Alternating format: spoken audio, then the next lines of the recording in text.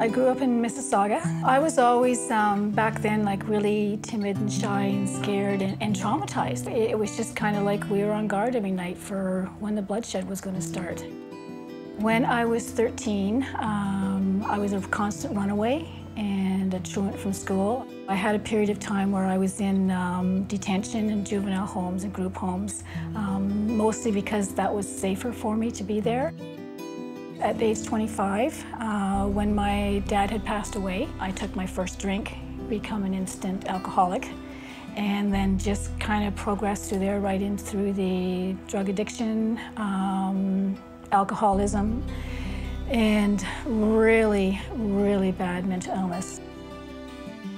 I was really unraveling fast, deep into my addictions, deep into my alcoholism, and really deep into the mental illness, so I couldn't gauge up or down most of the time. He came into our lives when little Pete was 9, and I was about 29, and he just loved us.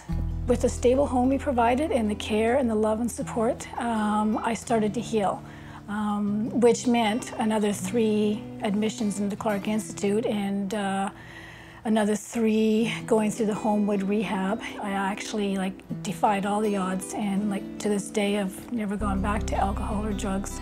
But unfortunately at that point, that's when little Pete was starting to really manifest all of his problems. As I got healthier, Pete was getting sicker, and he had a lot to deal with as far as mental illness, which has come right through the family, and he self-medicated. He self-medicated just like everybody else in our family did. At 14, Pete was a full-fledged alcoholic, but I couldn't find help for him anywhere. He just went straight downhill from there. He just never quite recouped from there. And he ended up dying of a mixed drug overdose. And it was 2 days before Christmas, December 2001. I knew that somewhere, somehow, that I would be taking this out and just trying to help. We have to keep them from dying. We can't help Pete. Pete's not going to quit drugs now, he's gone.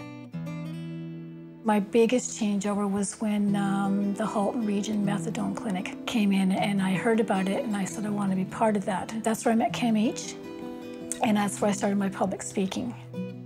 As much as people say, how can you get up there and talk about, your son that's passed, and isn't it awfully triggering? Well, yeah, it is. It is an emotional toll, but it's also very healing.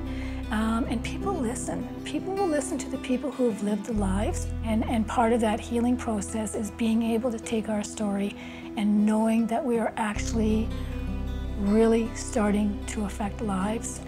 Working with CAMH gives me hope because I'm volunteering in a system that actually works. Being able to lose your child, go through that grief, and not resort back to it. The transformation is I have my life back again, and I have my kid back again too, just in different form.